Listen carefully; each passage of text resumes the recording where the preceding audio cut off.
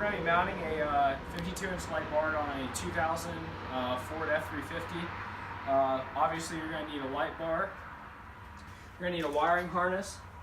This harness has a switch, a plug-in for the light, a receptor and a fuse, a ground wire and a power wire, which will go to your battery.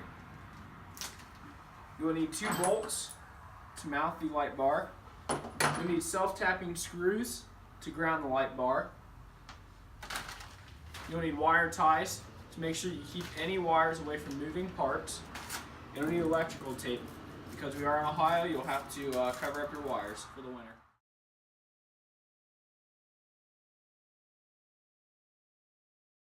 The first thing we gotta do is we're gonna measure from the center of this hole to the center of that hole in the light bar to see where we have to mark the holes on the truck so they're the correct amount apart.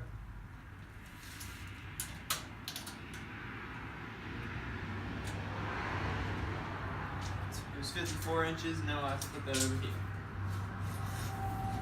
And we already made our first mark over here on the truck of where it's going to be, so now I have to find the second mark.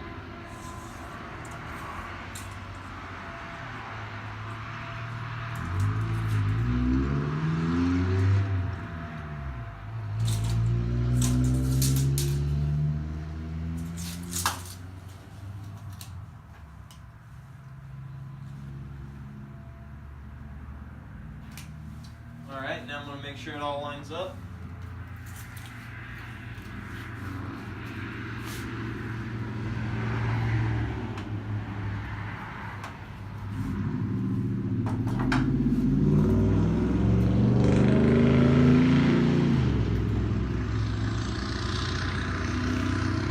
We're going to drill preliminary holes. That's a hole that is smaller than the final bit we're going to use. The final bit would be about a 1/2 inch. This is about 1/8 of an inch. So yeah, we're going to get started. Safety first. Oh yeah. Always wear safety. Installing a light bar. Very dangerous.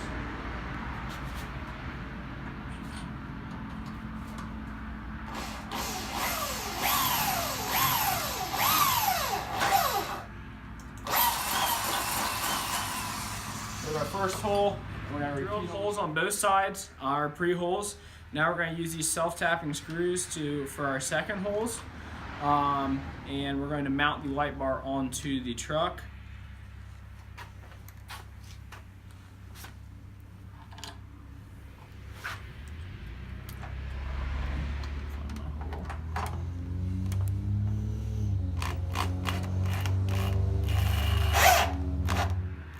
So what you just saw me do was use a self-tapping screw to put the light bar on this side, and then we repeated the process over here on this side to mount the light bar on here. It's not perfectly flush. With F350s, it's really hard to get brackets perfectly flush unless you order like $200 ones offline. So we made these work. We'll fill in these holes with something later, and the mount bar is lighted. Now Bradley will start getting ready to wire it. Alright, now we're starting on the wiring harness since he finished mounting up the light bar, as you can tell. So right now I'm starting off with I'm putting in the wiring harness by taking the wires from the light bar and connecting them to the wiring harness, so then we can tuck the wiring harness away after we do this. So now I'm going to get started.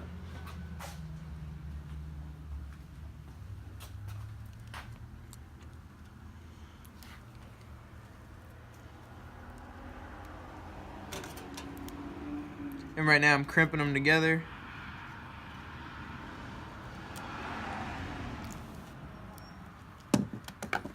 I'm going to pull them a little bit. Nope, yep, they're secure.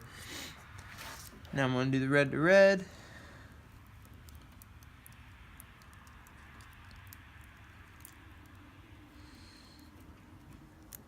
But don't make sure you crimp it too hard where it cuts it off.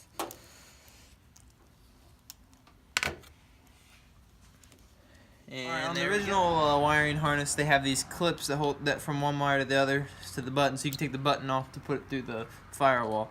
But it was broken because we bought it from Walmart. It was cheap, it is what it is. And we put these splices on here, and now it works. And we'll show it to you right here by just pressing this. Nope, just kidding. Now all I gotta do is press this button. And there This we go. button through the firewall, so we can mount it in the truck, so you can control the on and off of the light bar from the truck cab. I don't know if you can see it here from the camera. There is a firewall right here, and what a firewall is where you can get wires and any other accessories through the truck cab. So it pulls back a little bit. It still keeps a watertight seal, so that you do not get any water in the cab or anything like that.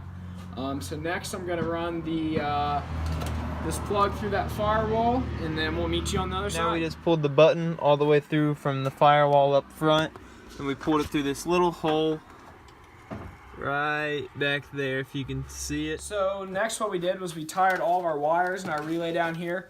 Our final steps will be connecting these wires to the battery and grounding our relay so it is effective. Alright, what we did, we connected the negative to the negative side and the positive to the positive side, and then we tucked all the wires away to make sure they were away from moving parts and out of the way, so then if he has to get back in here, it looks normal.